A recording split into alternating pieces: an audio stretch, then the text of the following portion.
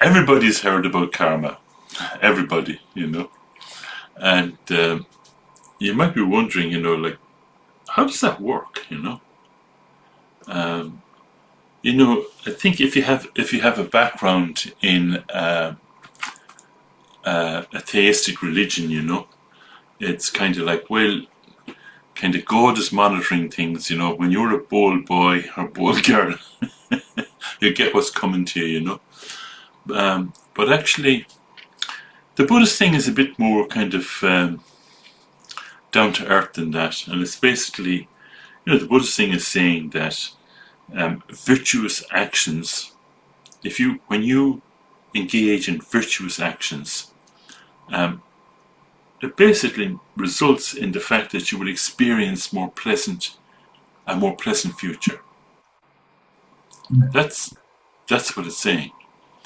And if you engage in unvirtuous acts, you will experience a not so nice things happening to you in the future. And it's something, it's something that's blindingly obvious, I think. I think it's blindingly obvious. Like, you see yourself, if you're crotchety old bugger, if you're, do you know what I mean? Like, people find you difficult and they're difficult with you, and vice versa. So, having said that, you should understand. Like, you can see this as well in your own life. We don't need to engage in elaborate philosophical explanations. That even the most virtuous people encounter difficulties. You can see this in your own experience. People who are really kind, they can have very difficult experiences, And so the explanation that's given is that, well, and actually, okay, well, they really committed misdeeds in their past, and that's what's coming home to roost, Actually, I don't like that at all, to tell you the truth, because what happens is that people start blaming themselves for things that happen to them, and that's actually, and so I'm not in favour of that way of looking at things. Turns out there's a different way of looking at things, and it starts with when you realise, that you have no direct control over what appears in your mind.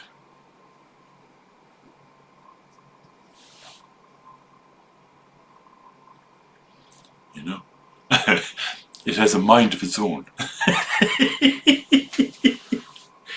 You have no direct control over what appears in your mind. All kinds of stuff appear in your mind.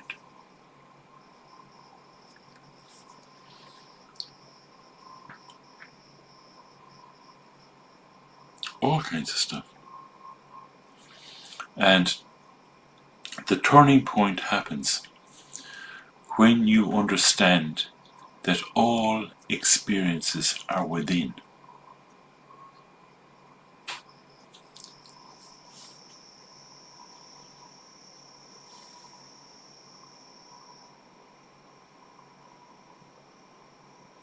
All experiences are within.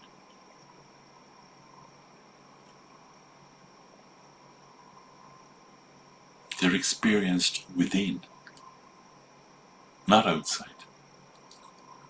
All experiences are within. And when you do that, when you make that, when you wise up to that fact, then it opens up the possibility that your reactions can be brought under control. And so, now, when you understand that all experiences are within, that leads you to question, well, what is an experience?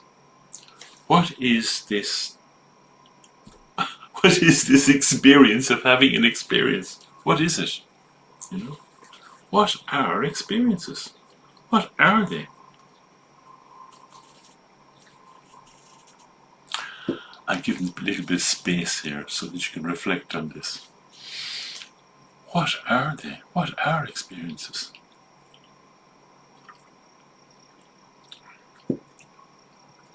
So, what I've written down in my notes as an answer to this is an experience is a transient experience in your mind.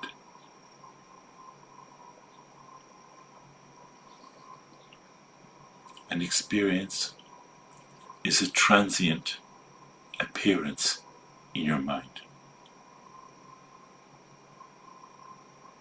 That's what it is. Transient appearance. Am I right? Look at this. This is...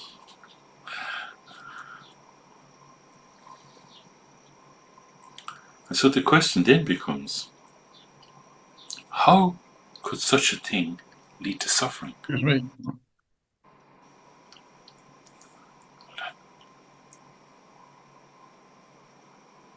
Okay. How could such a thing lead to suffering? And it leads to suffering when we distort our experiences with grasping.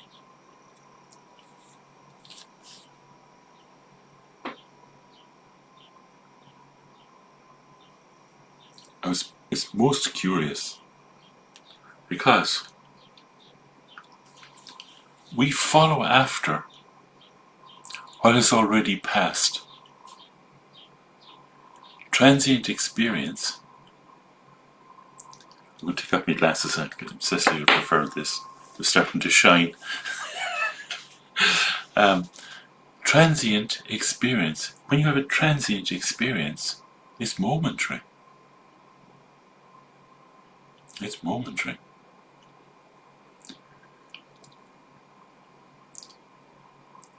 But we follow after what's already passed. The experience has actually already ceased.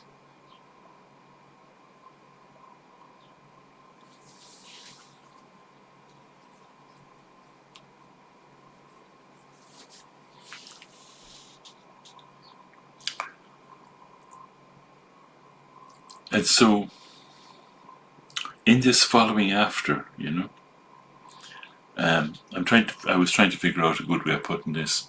It's like suddenly all your defenses are up. You're trying to protect yourself. You're trying to protect yourself. You're trying to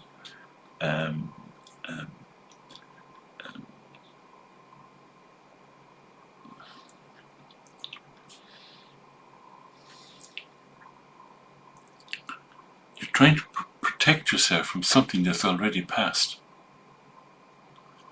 And in doing so, you're not letting it pass. So, if we can simply leave our experiences as experiences without grasping, we cease to become victims. Victims of following after. Victims of wishing and fearing.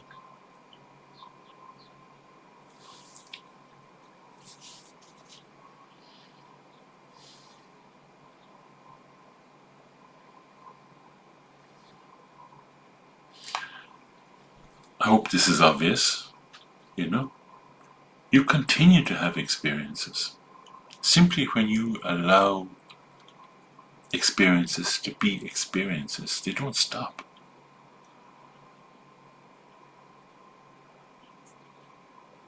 You're still presented with situations that you have to work with. That's true.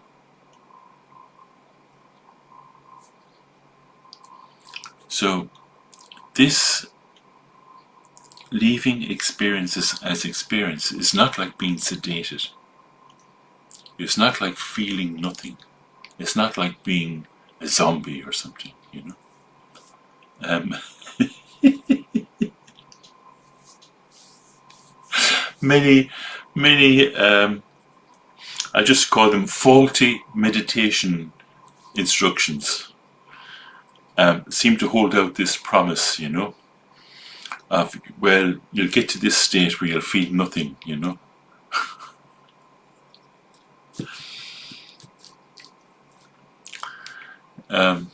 No, you see, there's nothing wrong with the experiences if we leave them as experiences. And instead, you see, what actually happens, because you're not sedated, because you're alive, because you have feelings, you know, you become truly human.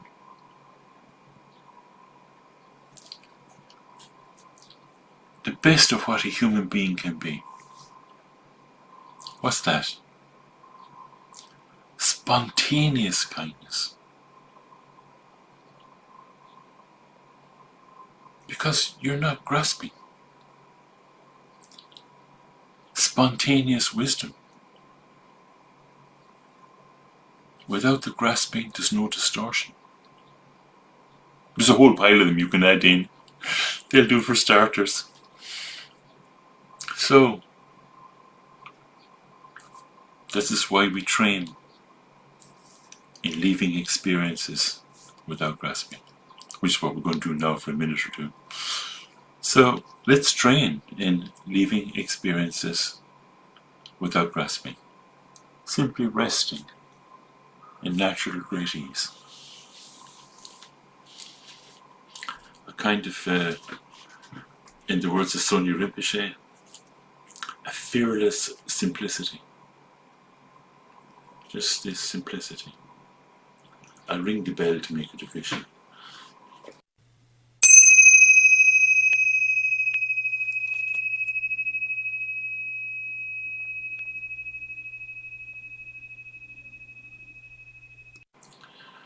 So we're not leaving anything. We're not going somewhere. You know? We're just resting. We're not creating some special situation. We're just stop. Just stop.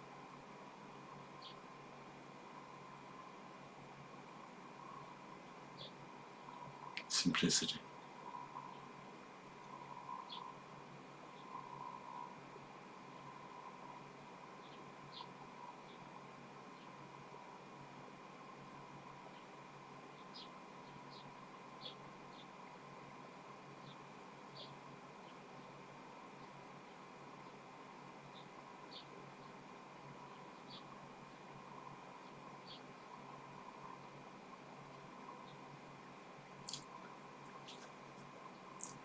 Grasping is suffering.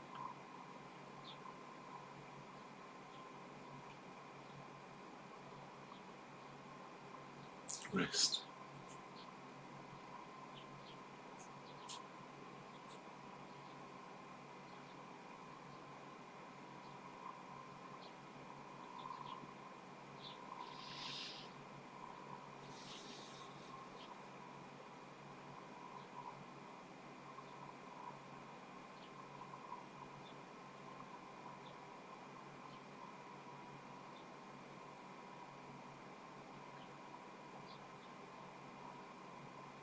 You're still experiencing.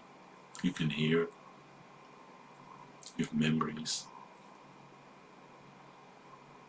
Memories sometimes of unpleasant things. But you do. You leave those experiences as experiences. You don't grasp at them.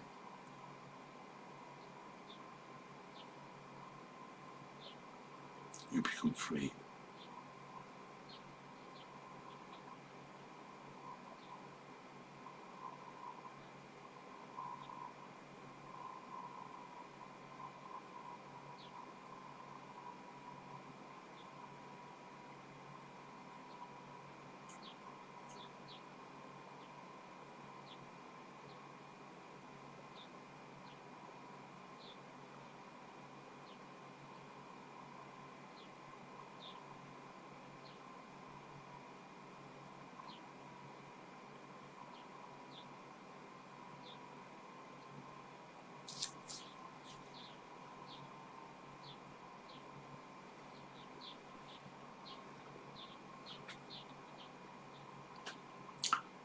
grasping is suffering.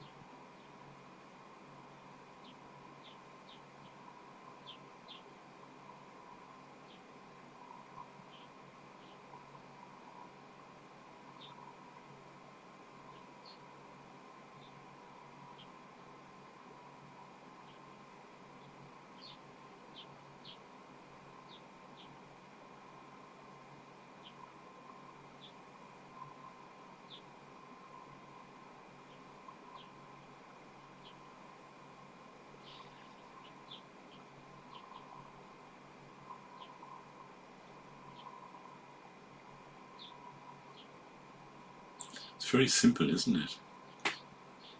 Very simple.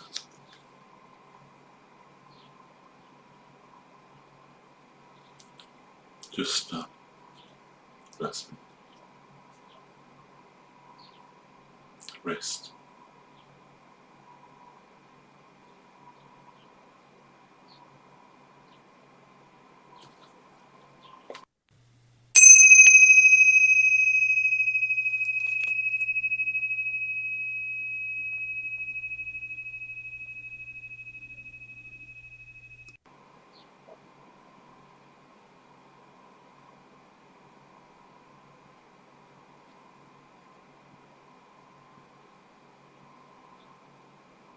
And you know, you find, even in like everyday life, just this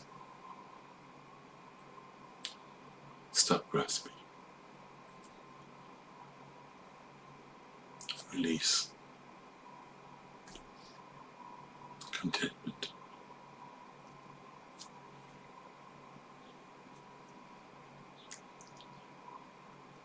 Infectious contentment.